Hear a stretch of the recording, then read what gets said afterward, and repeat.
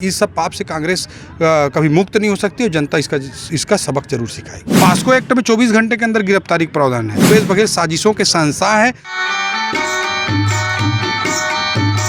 नमस्कार, भानु प्रतापपुर में चुनावी गोठ हम कर रहे हैं और हमारे साथ जो है भाजपा के पूर्व आईएएस बोलूं क्या बोलूं, लेकिन इन दिनों भाजपा के युवा नेता, प्रदेश के सबसे बड़े युवा नेता, बहुत स्वागत है पहले तो आपका। धन्यवाद। क्या बात है। अभी हम बात कर रहे हैं कि भानु प्रताप उपचुनाव को लेकर, उपचुनाव जो स्थिति बनी हुई है, इस बीच मुकाबला तो त्रिकोणीय लग रहा है जी।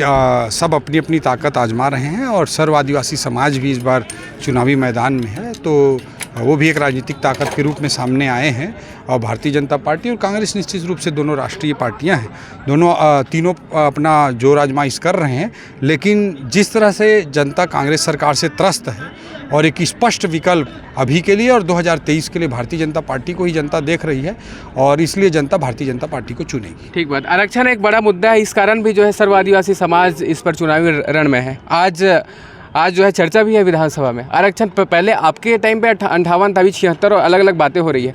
आप जनता को, क्योंकि आप एकेडमिक में भी हमेशा से स्ट्रांग रहे, तो सबको एक मोटा मोटी शब्दों में समझा दे कि आरक्षण वाला जो सीन है। देखिए, भारतीय जनता पार्टी पहले तो कांग्रेस को 50 साल तक समय मिला, छत्तीसगढ़ बनने के बाद भी समय मिला, लेकिन कभी कांग्रेस ने तो 32% आदिवासी भाइयों का आरक्षण नहीं किया था। उनके शासनकाल में 20% था।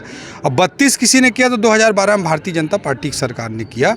और जब तक भारतीय जनता पार्टी की सरकार रही कोई प्रॉब्लम तो नहीं आई। रिजर्वेशन बाकायदा चलता रहा, भर्तियां होती रहीं, सब कुछ होता रहा। लेकिन कांग्रेस की बदनीयती के कारण आज ये स्थिति उत्पन्न हुई कि 20% की स्थिति में आ गया है।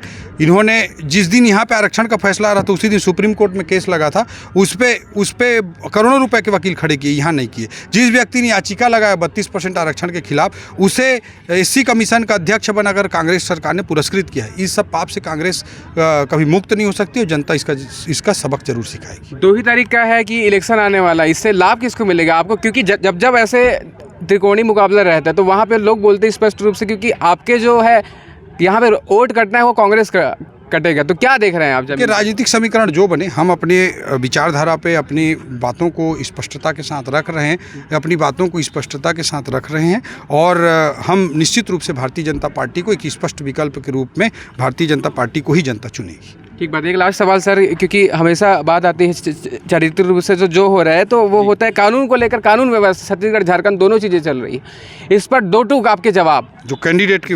देखिए, पास्को एक्ट में 24 घंटे के अंदर गिरफ्तारी का प्रावधान है। ये 3 साल तक कोई गिरफ्तारी नहीं की। आज चुनाव आया तो जबरन उनको फंसाने के लिए साजिश के तहत किया जा रहा है। FIR में उनका नाम नहीं था, पीड़िता ने उनका नाम नहीं बोला था, किसी आरोपी से उसका नाम बुलवाया गया है शायद, और ये किया जा रहा है। पास्को एक्ट में तो 24 घंटे के अंदर गिरफ्तारी का प्रावधान केवल राजनीतिक साजिश के तहत किया जा रहा है। भूपेश बघेल साजिशों के शहंशाह है। वो CD कांड भी पहले कर चुके हैं जब विपक्ष में थे और उस पर उनको 4 सीट भी हुआ है CBI में। इस तरह का व्यक्ति कोई आरोप लगाए उसको कौन स्वीकार करे?